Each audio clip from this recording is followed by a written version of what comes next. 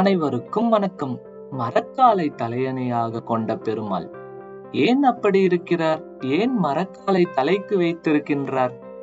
தஞ்சாவூர் மாவட்டத்தின் ஆதனூர் என்னும் அமைதியான ஊரில் காவிரி மற்றும் கொள்ளிடம் ஆறுகளின் நடுவே ஆண்டாளுக்கும் ஐயன் திருக்கோவில் உள்ளது.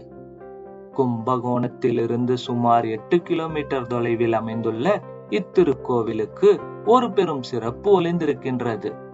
அது என்னவென்று பார்க்கலாம் வாருங்கள். திவ்ய தேசங்களில் 11வது திவ்ய தேசமாக போற்றப்படும் இத்தலம் திருமங்கையாழ்வார் மங்கள சாசனம் பெற்ற புனித ஸ்தலமாகவும் விளங்குகின்றது. இத்தலத்தில் இறைவன் அருள்மிகு ஆண்டாளுக்கும் ஐயன் பள்ளி கொண்ட திருக்கோலத்தில் காட்சியளிக்கின்றார்.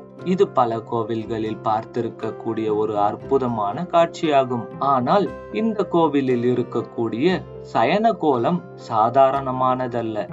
பெருமாளின் தலையணையாக தானியம் அளக்கும் மரக்காலை வைத்தும் இடது கையில் எழுத்தாணி மற்றும் ஓலை ஏட்டுடன் காணப்படுவதும் பக்தர்களின் கர்ம கணக்கை கருணையுடன் எழுதி கொண்டிருக்கும் பெருமாள் என்பதை உணர்த்துகின்றது. உலகுக்கு படியளந்த பெருமாள் ஓய்வாக பள்ளி கொண்டிருக்கும் கோலம் என்று இவ்வடிவம் பக்தர்களால் போற்றப்படுகின்றது. பெரும்பாலும் பெருமாள் அருகே ஆஞ்சநேயர் அல்லது கருட பகவான் இருப்பதை பார்த்திருப்போம். ஆனால் இங்குள்ள பெருமாளின் திருப்பாதம் அருகே காமதேனு நின்று வணங்கும் திருக்காட்சி மிகவும் சிறப்புக்குரியதாகும்.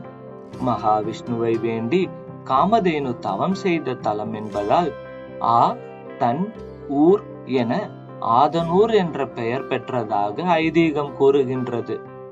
கருவறைக்கு முன்புறம் உள்ள அர்த்த மண்டபத்தில் சுவாமியின் திருப்பாதம் தனியாக அமைந்துள்ளது.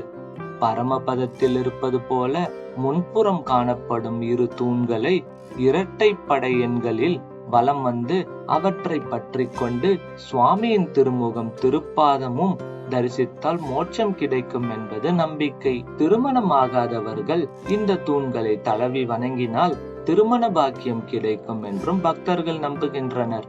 கல்வியில் சிறந்து விளங்கவும் குடும்பத்தில் ஐஸ்வர்யம் பெருகவும் திருமண தடைகள் நீங்கவும் பக்தர்கள் இங்கு மனமாற பிரார்த்திக்கின்றனர்.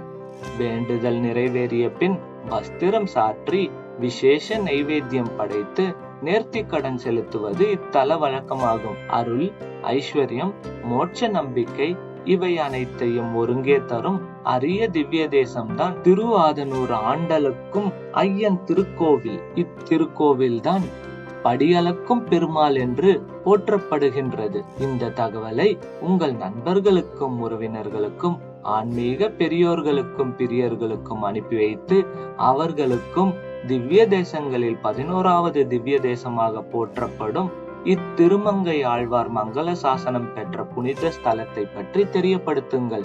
இதுவரை நமது சேனலை சப்ஸ்கிரைப் செய்யவில்லை என்றால் சப்ஸ்கிரைப் செய்துவிட்டு அருகே இருக்கும் பெல் பட்டனை பிரஸ் செய்து ஆல் என்ற ஆப்ஷனை செலக்ட் செய்து கொள்ளுங்கள். இது போன்ற தகவல்கள் உள்ள நோட்டிபிகேஷன்கள் உங்களை வந்து சேரும். இந்த வீடியோ பிடித்திருந்தால் லைக் செய்து விடுங்கள். யூடியூப் அல்காரிதம் இது மற்றவர்களுக்கும் கொண்டு போய் சேர்க்கும். நன்றி, வணக்கம்.